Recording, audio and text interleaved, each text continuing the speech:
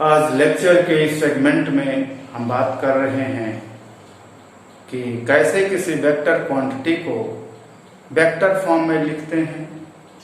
Second, Coulomb's law का vector form क्या होगा। और थर्ड, सुपरपोजिशन प्रिंसिपल क्या है इलेक्ट्रिक फोर्सेस का। और लास्ट, सुपरपोजिशन प्रिंसिपल पर बेस्ड एग्जांपल की। तो पहला पॉइंट इसमें देखते हैं। पहला पॉइंट है कैसे हम किसी वेक्टर को वेक्टर फॉर्म में लिखते हैं। तो वेक्टर फॉर्म में किसी वेक्टर को लिखने के लिए आपको करना यह होगा कि उस वेक्टर के मैग्नीट्यूड को उस वेक्टर की डायरेक्शन में यूनिट वेक्टर से मल्टीप्लाई करना होगा। जैसे एग्जांपल के लिए अगर कहते हैं कि वेक्टर ये है, तो वेक्टर ए को वेक्टर फॉर्म में अटेन करने के लिए वेक्टर ए के मैग्नीट्यूड को वेक्टर ए की डायरेक्शन में जो यूनिट वेक्टर होगा उसी से मल्टीप्लाई कर देते हैं। ठीक, यहाँ पर यू का क्या है, the unit vector along the vector A, vector A की डायरेक्शन में यूनिट वेक्टर है यू का। तो इस तरीके से हम किसी वेक्टर को वेक्टर नोटेशन में या वेक्टर फॉर्म में लिख सकते हैं। अब अगली बात ये आती है कि हम कैसे किसी वेक्टर की जो है यूनिट वेक्टर हम उसकी डायरेक्शन में कैसे फाइंड करते हैं, कैसे फाइंड कर सकते हैं किसी वेक्टर की डायरेक्शन में यूनिट वेक्टर। तो उसका फर्स्ट मेथड ये है, देखिए ध्यान दें, how we can find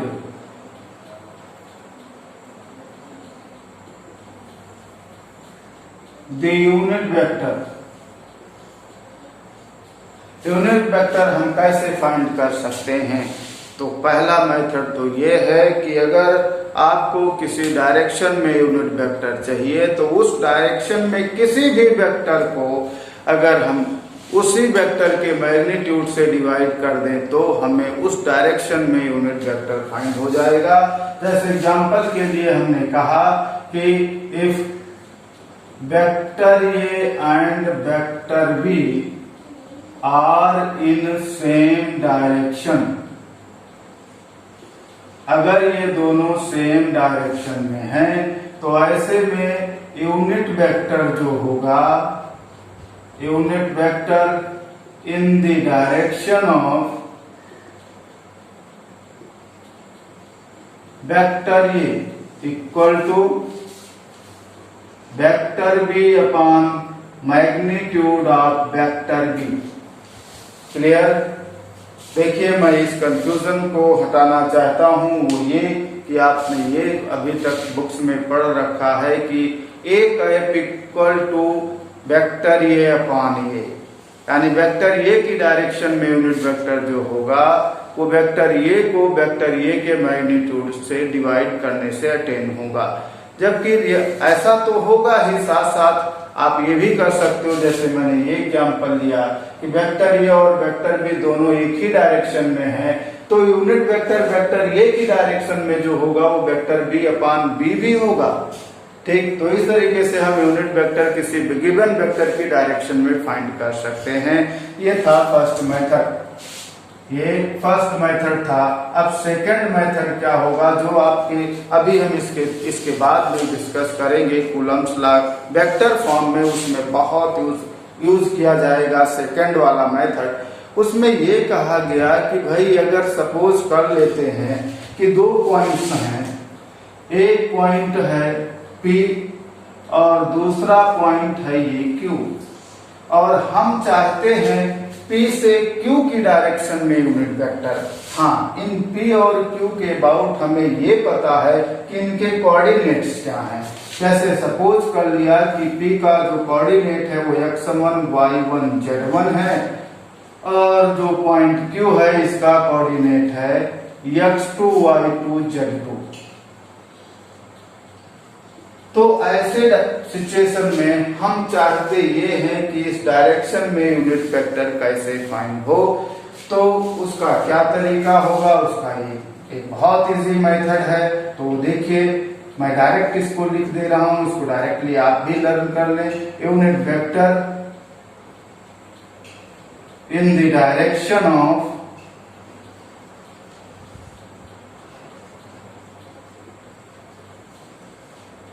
P Q, P से क्यू की तरफ यूनिट वेक्टर जो होगा that is equal to x2 minus x1 upon P Q. P Q is the distance between the points P and Q। इसके साथ I cap होगा plus y2 minus y1 upon P Q J cap. यहाँ भी P Q जो है वो distance है between the point P Q और plus z2 minus z1 upon P Q K cap. तो इस तरीके से आप जो है यूनिट वेक्टर आप फाइंड कर सकते हो इन the direction of P Q.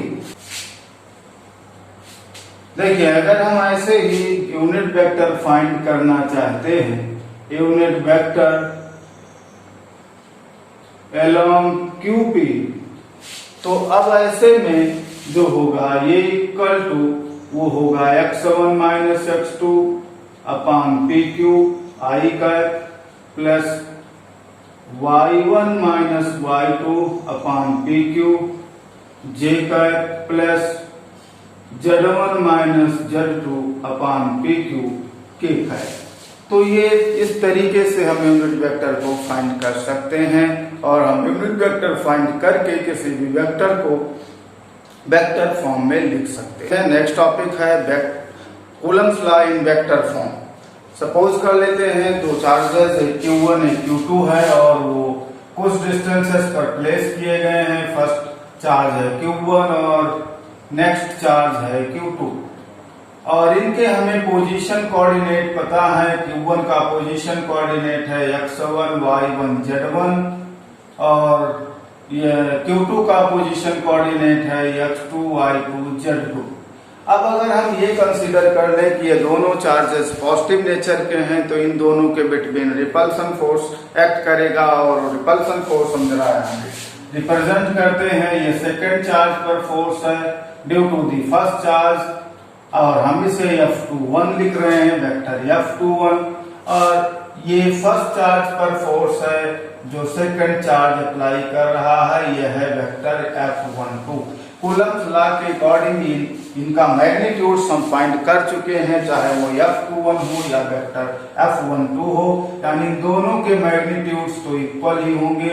F12 और F21 equal to 1 upon 4 pi epsilon naught Q1 Q2 upon R square.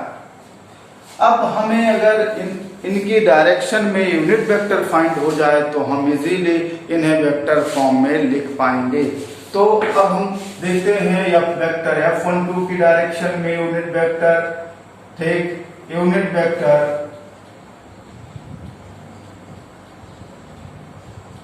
Along vector F12 तो क्या आने वाला है याद देखें।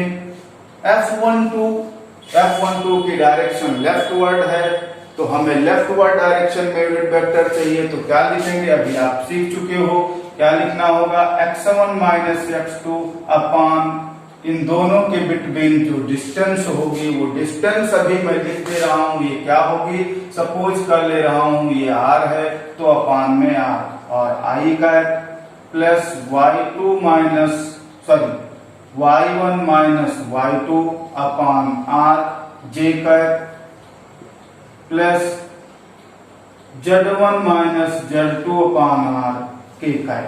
तो ये हमने यूनिट वेक्टर फाइंड कर लिया। अब हाँ, यहाँ पर जो हम स्मॉल r लिख रहे हैं, अगर हमें ऑलरेडी कोऑर्डिनेट गिवन किए गए हैं, गिवन हैं, तो ऐसे में कई क्वेश्चंस में वो दोनों के बिटवीन डिस्टेंस डायरेक्टली नहीं गिवन होगा, वो भी हमें फाइंड करना होगा। और उसे हम फाइंड कैसे करेंगे, वो कोऑर्डिनेट ज्योमेट्री का फार्मूला डिस्टेंस फार्मूला था, उस डिस्टेंस फार्मूले का यूज करके हम सॉल्व करेंगे। उस फार्मूले के अकॉर्डिंग स्मॉल r जो होगा, here small r equal to root of x2 minus x1 minus x2 whole square plus y1 minus y2 इसका भी whole square plus z1 minus z2 इसका भी होल स्क्वायर। इस फार्मूले का यूज करके आप इन दोनों पॉइंट चार्जेस की बिटवीन डिस्टेंस फाइंड कर लोगे और उसे हमें यहाँ पर पुट करना है। तो नेक्स्ट इसमें देखते हैं हम वेक्टर फॉर्म में वेक्टर F12 कैसे लिखेंगे। तो यहाँ अब तो हम वेक्टर F12 लिख सकते हैं। क्या आने वाला है, मैग्नीट्यूड वेक्टर F12 का तो हम ऑलरेडी लिख चुके हैं 1/4 पाई epsilon naught Q1 Q2 upon R square. और अब हमें यूनिट वेक्टर से मल्टीप्लाई करना, वो यूनिट वेक्टर भी हम फाइंड आउट कर चुके हैं, वो है x1 minus x2 upon small r I cap plus y1 minus y2 upon small r j cap plus z1 minus z2 upon small r k cap. तो इस तरीके से हम जो है फर्स्ट चार्ज पर फोर्स जो है उसे हम वेक्टर फॉर्म में लिख लेंगे due to the second charge. ठीक इसी तरीके से हम वेक्टर F21 को भी वेक्टर फॉर्म में लिख सकते हैं। तो वेक्टर F21 कैसे लिखा जाने वाला है, थोड़ा सा चेंज करना है, वो ये अब वेक्टर F21 को अगर आप लिख रहे होंगे तो मैग्नीट्यूड वेक्टर F21 का तो यही है जो वेक्टर F12 का था। डायरेक्शन केवल क्या हुआ है, उस इस डायरेक्शन अब की बार हमारी राइट वर्ड है, लेकिन वेक्टर F12 की लेफ्ट वर्ड थी, यानी जस्ट अपोजिट है। अपोजिट डायरेक्शन में अगर हमें जाना है तो आप जानते हो कि माइनस अप्लाई किया जाता है, और माइनस अप्लाई करने पे होगा क्या कि यहाँ पर x1 माइनस x2 था तो ये x2 माइनस x1 हो जाएगा। यहाँ y1 माइनस y2 था तो y2 माइनस y1 हो जाएगा, और यहाँ z1 माइनस z2 था तो z2 माइनस z1 हो जाएगा। यानी हम अब वेक्टर F21 को लिख सकते हैं 1/4 पाई एप्सिलॉन नॉट Q1 Q2, ये पॉइंट इतना पार्ट तो अनचेंज रहेगा, लेकिन यहाँ थोड़ा चेंज होना है। ये लिखा जाएगा x2 minus x1 upon r I cap plus y2 minus y1 upon r j cap plus z2 minus z1 upon r k cap. तो इस कॉन्सेप्ट को अप्लाई करके आप कूलम्स लॉ को वेक्टर फॉर्म में लिख सकते हो। ये जो वेक्टर F12 है वो फोर्स, इलेक्ट्रिक फोर्स है to the first charge particle due to the second charge particle, और वेक्टर F21 जो है वो है force to the second charge particle due to the first charge particle. ठीक, तो इस तरीके से आप जो है कूलम्स लॉ को वेक्टर फॉर्म में अटेन कर सकते हो। हाँ, रिमार्केबल बात यह है कि जब हम वेक्टर F12 1 से 2 यानी वेक्टर 1 पे फोर्स है, 2 जो अप्लाई कर रहा है उसे फाइंड कर रहे हैं, तब हम वहां 1 के पोजीशन कोऑर्डिनेट में से सेकंड का पोजीशन कोऑर्डिनेट सब्ट्रैक्ट कर रहे थे, और जब हम वेक्टर F21 फाइंड आउट कर रहे हैं तो हम सेकंड के पोजीशन कोऑर्डिनेट में से फर्स्ट का पोजीशन कोऑर्डिनेट सब्ट्रैक्ट कर रहे हैं। तो ये लर्न करने का एक बहुत इजी तरीका है। अगर आप वेक्टर F12 सॉल्व कर रहे हो तो 1 के पोजीशन कोऑर्डिनेट में से 2 के पोजीशन कोऑर्डिनेट सब्ट्रैक्ट करोगे, यानी x1 minus x2, y1 minus y2, z1 minus z2 यहाँ अप्लाई करोगे। और अगर F2 वेक्टर F21 फाइंड कर रहे हो तो आप सेकंड के पोजीशन कोऑर्डिनेट्स में से फर्स्ट के पोजीशन कोऑर्डिनेट सब्ट्रैक्ट करोगे, यानी यहाँ पर x2 minus x1 upon r, y2 minus y1 upon r और z2 minus z1 upon r apply करोगे।